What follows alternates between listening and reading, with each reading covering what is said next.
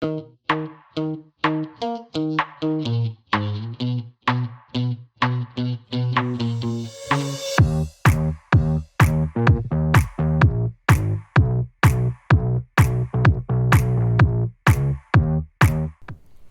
everybody. Welcome to tonight's episode of Scale Up. Here in Scale Up, we talk about big dreams which becomes a reality in business. And we have encountered many entrepreneurs, and we would like to get their opinions, like how did they started, what made them succeed, because like we want to help other people get into that stage, like they can say like, oh my God, I finally reached my dreams.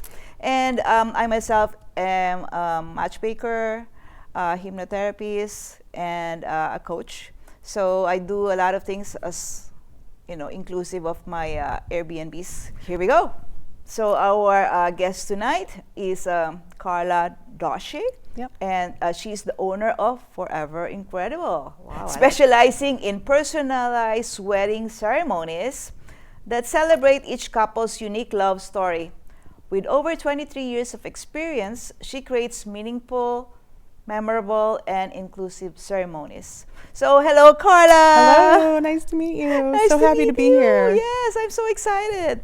You're the first person that I've ever encountered who is wedding officiant. So, what inspired you? I know, I would imagine. So, what inspired you to become a wedding officiant? Well, a long time ago, some very dear friends decided they wanted to elope on St. Pete Beach. And I had become ordained, and they asked, and I was also a notary at the time in Florida, could marry you. And they asked if I would marry them. And I said yes. This is before all this stuff on the internet, and so I did research. I wrote a little ceremony just for them, and as I was standing there speaking the words that joined them as a husband and wife, something just clicked, and I was like, oh my goodness, I really love this. And it was something I wanted to do again and again and again. Yeah. And then the great thing is I also did wedding photography for a while. So I saw the other side of it, and I really got to see other officiants at work, and find the good and the bad, and be able to figure out what makes the ceremony memorable for the couple, and especially for the guests as well. Okay. All right. So now, because you talk about wedding photography, do you know which one is more difficult, the wedding photographer or the wedding officiant? It's very different. All right. The photographer carries gear around, and a lot of the work is on the end of after the wedding day, on the wedding day, after the wedding day. For me, now I get to do all the work ahead of time, and then I actually get to stand in their sacred space and be part of that ceremony, it's just a different experience. There's a magic to standing there with that couple as they join their lives in marriage and realize, hey, we're married. It's awesome. Oh my God. I can really feel like, your enthusiasm, even though it's in your energy. I love it. It's the best job in the world. It truly All right. is. Got it. So what types of wedding ceremonies do you specialize in? So at Forever Incredible, I specialize in really custom creative wedding ceremonies. I like to get to know the couple, and then I incorporate their love story in the ceremony so that it looks and feels and sounds authentic to who they are as a couple. I want guests engaged and joyful as they go into cocktail hour. So I also do quite a few fusion and multicultural weddings. There's a special place in my heart for that because my husband is Indian, and then my brother is married to a Filipina. So I love the fusion. So I do a ton of fusion weddings. Yeah. Okay. Oh yeah. my God. Blending the cultures. It's amazing. Yeah, this is Chicago. Yes, it is. And I would imagine when you were in Florida, there are too many, backgrounds of Absolutely. What do you call them? Mostly Hispanic, right? Yeah, everybody. Okay. Yeah, it's all about being inclusive. All right. So what's the process like for a couple working with you from consultation to the big day? Absolutely. So we have our consultation. We talk about their story. I like to hear what matters to them, what they need and what they want in their ceremony. I ask them what they want their ceremony to feel like. Do they want joyful celebration? Do they want something more traditional? So from consultation, and we get that good vibe check, then they hear from me on and off until about 4 months before their wedding. About 4 months before their wedding, each partner receives a questionnaire. I called my Dig Deeper questionnaires. And those are questions that kind of dig into who they are as a couple, what makes them tick, why they want to spend the rest of their lives together. I take all of that. I write a ceremony just for them. No templates. Everything is custom. Everything is for them. Put it in a Google Drive. They get to make it, review it, make request edits. And then about 2 weeks before the ceremony, we do a kind of a walkthrough, virtual walkthrough. We talk through all the details and make sure that they're comfortable and feel good about everything. And then if they have a rehearsal, that's an option as well. That's great for making sure the wedding party is comfortable and excited about the big day. And then, of course, on the day, I arrive early. I check in with their team, photographer, videographer, planner, all of that good stuff. Perform a ceremony that is hopefully going to be something that they treasure for the rest of their lives, and that their friends and family treasure as well. And then that final step for me is returning their marriage license, making sure that's all done and handled, that legal side is taken care of, so they can go and enjoy the party and not have to worry about, oh, we have to return our marriage license. So I handle all of that for them. Oh, wow. Okay, that's good. Start to finish. Concierge. Yes, So I do my best. I know. So tell me, like, how long can a ceremony be? Like, some people probably, like, they elope and then it's quick. Yeah. It really depends on what they're looking for. My elopements, 15 minutes is a really good amount of time. I still want to reflect on the things that they love about each other, the things that bring them together. It's really a beautiful moment when you hear spoken from somebody else what your partner loves about you, what your partner values in what you do, what they admire. So I even include that in my elopements. But ceremonies, 30 minutes is a really good kind of number where your guests are still present for a larger wedding, of course. I try to aim for that 30 minutes. Now, if you're looking at a multicultural wedding where we're incorporating different traditions and backgrounds, sometimes that's going to creep up because we do need to take the time to honor those traditions from whatever background they're part of. Okay. So do you have to make a research for those, right? I do, but at this point I've done so many that a lot of it comes naturally, and we really customize those traditions so it still reflects who they are, but also includes that tradition and honors both families and both backgrounds. All right. Yeah. So based from what you have seen, who has the longest wedding? Oh my goodness. I would say Indian weddings tend to be long. There's a lot of different steps involved. There's a lot of different rituals that are included in the ceremony.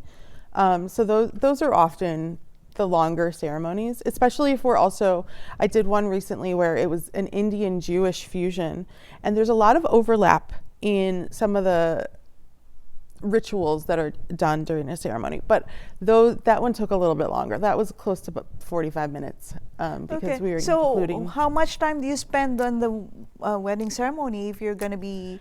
I spend quite a bit of time because I read through their questionnaires in depth. I ask them questions like, do you have a song together? I listen to that song.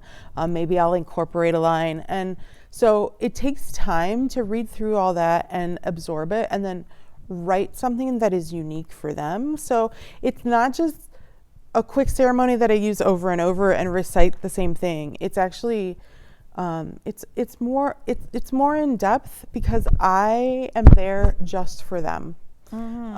So I spend a lot of time getting to know my couples, and it's not a quick show up, read the same script, just replace the names. It's more meaningful. it's a different experience for them and for their guests. Okay. You know, the guests come up to me as I'm leaving during cocktail hour. Oh, really? And they always say, "Oh, how long have you known the couple?" They think I've known them for many years. Wow. And then I have to explain I've been hired and this is what I do full time as a profession. Okay, all right. Yeah. I just ask you that because, like, you know, when I got married, I'm married to a Puerto Rican, so we married in Puerto Rico. And the funny thing is that yeah, like so we have a wedding officiant, and so she has another wedding to go to. Wedding. So like, okay, quick, okay, next. So I do my best to book only one wedding at a day. I want my full focus to be on that couple. I want them to feel like they are the stars of the show. You know, sometimes it'll work out where I can have an elopement in the morning and a big formal black tie event in the evening. But I don't know. I try to avoid that. I really want my focus to be on that couple and take that time to practice the ceremony ahead of time so that it feels like I'm present with them and their guests all feel that as well. All right. Yeah. So how many dining events do you have in a year? You know what? I don't know. So a couple of years ago, I had 67 in 1 year. Okay. It was a lot. You know, there was a Friday elopement, a Friday rehearsal, a Saturday wedding. I've cut back. I like to give more of a white glove service. Okay. So I've cut back on the number that I'm doing so that each couple gets more of my time. All right. Yeah. Great. Yeah. Okay.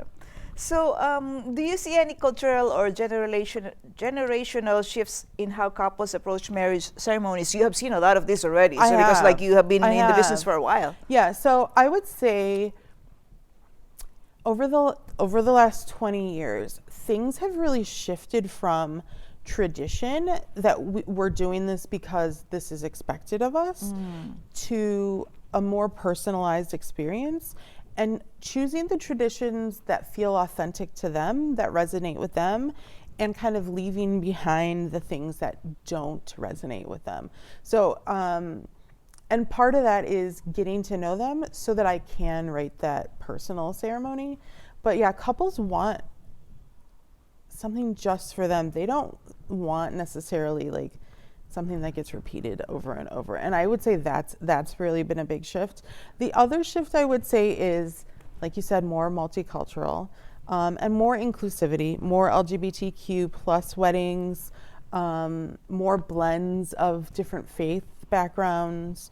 That's where things have shifted versus one or the other, or you know, civil ceremony with a judge or justice of the peace. Okay, so when did the same sex happen? No, I hate to say it, I don't remember the year, but it's been quite a while. That was a great celebration for sure. I would imagine the first time that you were, you know, doing that. Okay, this is something different. Absolutely, absolutely. There were a lot of couples that got married right away. Oh, really? Okay, yeah. Let's go. Yeah, I did a ton of like tiny elopements. Yeah, it was great. All right, that's great to hear. You know, and because like I'm asked while we're in this topic, so let me ask you though, because like I heard there are some people who are celebrating their being single or being divorced. So have you done that? I did one divorce party. I had married her and things went south pretty quickly. So she decided to host a party and we just kind of, we had fun with it. We turned it into a celebration of, for her it felt like freedom. Yes. Versus what she had been part of in the ceremony, you know. And I will tell you, over the years I've also started to see like red flags when I'm interviewing couples. You can kind of see, like, that's why I do like a Zoom call or a Google Meet. I want to see them face to face. I want to see that body language, because if you can tell, you can tell when there's chemistry. Yeah. You can tell when there's a connection. Yeah. But you can also tell when something's off.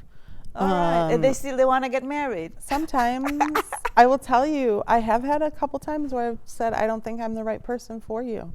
If I see those red flags, I just personally struggle with being the one to perform the ceremony when I know, or when I can see that there's some discourse in in the Yeah, because relationship. you're not just after like, get them married. I'm You're all like, not. I'm you want not. them like, to be having that I want them to be dedication happy. Yeah. to their ceremony. Yeah. The ceremony isn't just the kickoff to the party. Mm-hmm. The ceremony is why everybody has gathered. Mm-hmm. The ceremony is the start of their marriage. That's right. The ceremony is the start of their forever. So that's why, to me, it's such an important part of the day. Okay. Yeah. So have you seen that? I think the movie is Three Weddings and a Funeral. Oh, Have you I seen have. that movie? Yes, And it's been a while, so, but yes. So let me ask you though. Okay. Did you meet your husband in the wedding event? I did not. I met my husband online, and I will tell you, probably 60 to 70% of the couples that I marry have met through a dating app or have met online. It seems to be where things still are, is, how Yeah. else are you going to meet people, right? Yeah. Yeah. Thank you for the geniuses of internet, right? Yes. Oh my Otherwise gosh, we I say all won't the have- time. Thank you, eHarmony's algorithm. That's how I met my husband. Like, really. Oh, really? Yeah. Okay, all Thank right. you, So eHarmony. eHarmony works. eHarmony works. At least it did for me. That's been 9+ years ago at this point. So, Okay. yeah. So what's the most rewarding part of being a wedding officiant? Hands down, that moment that I'm standing with them and I've stepped to the side because I want them be in the center, and that moment that I pronounce them as married, there is this palpable energy in the room, and sometimes you get laughter from the couple, sometimes there's tears, but the energy is just, it gives me goosebumps just thinking about it. And I just love that piece of the day where they recognize, oh my goodness, we did this, we're married, we said forever. It's really incredible to be part of that moment. Okay. Yeah. I hope you didn't marry yourself. No, I didn't. You had somebody else performing. I will say I did write my own script. Oh, okay. And we had a fusion ceremony ourselves, actually. So I wrote my own script, and a cousin of mine and a cousin of my husband's co-officiated. She did a lot of the Indian stuff, and my cousin did the more American stuff. Yeah. Okay. Yeah. Right. Yeah. So I had a hand in it. What can I say? What advice would you give to couples planning their wedding ceremony? I would say take it for what it is. Take that moment and make it special. Make it about them. Find an officiant that listens to who they are, that listens to their story, that listens to what matters. But most of all, be present in that moment. When you get up there and stand face to face, take a deep breath. Focus on each other. Let the world fall away and do your best to absorb what is happening, because it flies by so fast. And the other thing I would say is make it yours. It doesn't have to be somebody else's ceremony. Choose what matters to you and run with it. All right. Yeah. Yeah. On my wedding day, I chose the pistachio mango cake. Ooh, I like both of them. Yes. So, have to be different. Yes, I love that. Yep. Okay. You got to make it yours. Yeah. So, where can people find you and learn more about your service? Absolutely. They can find me online at foreverincredible.com. If they want to find me on Instagram, it's and then the number 4 ever incredible. When I got it, the other one wasn't available. So find me on Instagram. And then they're welcome to go to my website, inquire. I do free consultations. I'm happy to chat through what they're looking for. Yeah, find me. I love what I do and hope to do it for a very long time. It's the best job in the world. And the reality is I cannot imagine doing anything else with my life right now. Oh my God, Yeah. that's great. Yeah. So thank you so much for being Thank with you, us Lorii. today. Thank And you for then, having me. This is great. Yes, of course. So for those people who have ventured into business as an entrepreneur, we want to have you over here because we want to see how you actually raised up yourself in that level where you are. Maybe you're also new and then trying to figure things out. Absolutely. Or maybe you are somebody who is professional in helping other people in the growing their business. We want to have you over here so you can share some nuggets for those people who wants to start their own business. So thank you so much again for being over here, and then we'll see you next time.